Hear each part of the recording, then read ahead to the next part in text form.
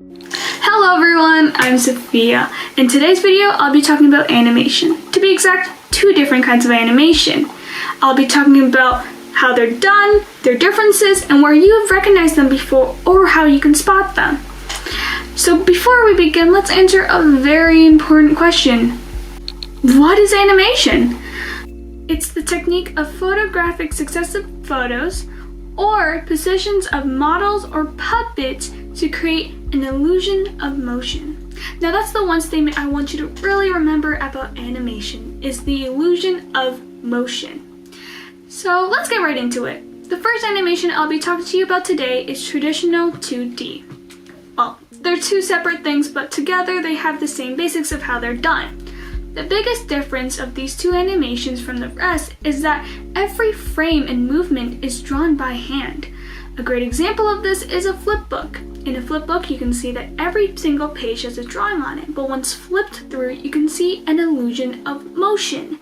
Now, this kind of animation is seen in older Disney movies. For example, Snow White, Beauty and Beast, and short clips of Mickey Mouse.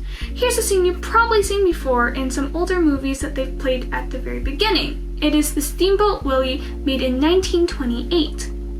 Now, 2D is very similar. The frames are all drawn, but sometimes used with newer technology, like a tablet or pen. But the one big difference is that with it being on technology, the animator can use certain programs.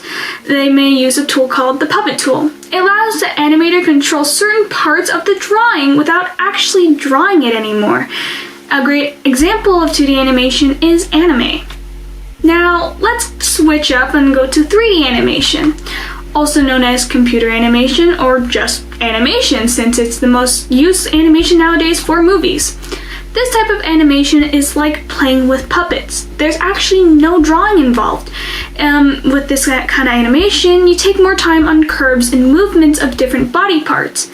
Animators have to be more aware of every body part because every body part is there when animating it.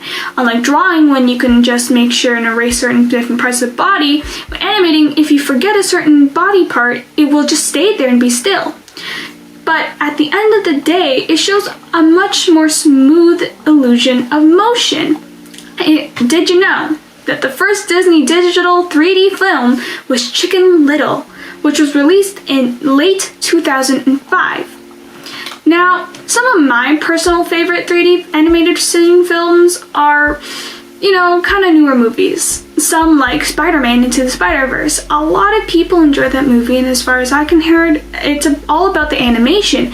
One scene that really stood out to me is when Miles takes that leap of faith or whatever, or that fall, and it's just like this beautiful scene that I've seen drawings of many times, is that you can see the reflection in this upside down world, and it's really amazing. I mean, the whole movie was done very well, but that scene is one of my favorites.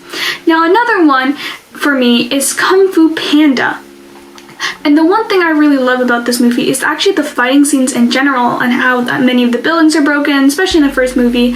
And the one thing that I feel like it gets overlooked a lot with animation, which I'll talk about a bit more later, but it's just like the amount of work that's being done creating fighting scenes, because they're one of the most most interesting scenes to watch, but they're probably one of the most thing that takes time creating these kind of movies. Another movie that I know that was really well done for the animation is actually Frozen. I heard somewhere or read somewhere that the animators were actually, they had to go out in the snow for days just so they can see how well it performs in this, so they can understand the movement very well.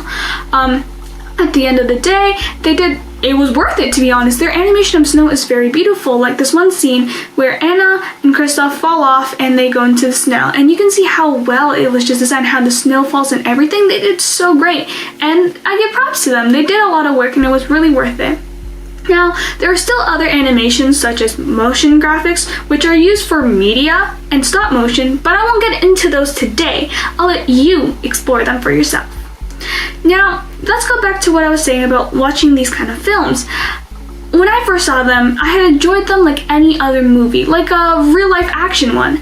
But once I learned more about animation, it blew my mind when I was talking about seeing those fight scenes or any scene that has a lot of movement to it or any environment scenes. And the thing is that what got me to appreciate it the most is when I actually tried animation for myself. Now here's a short clip I have of what I've made after working for 3 days. As you can see, it shows barely any movement. But at the end of the day, if I work on it long enough, it will have that smooth movement because of how many frames I'm working on, how much time it takes. I mean, if you've done it before, you probably understand me, or if you know someone who does animation, they probably tell you about how long it takes.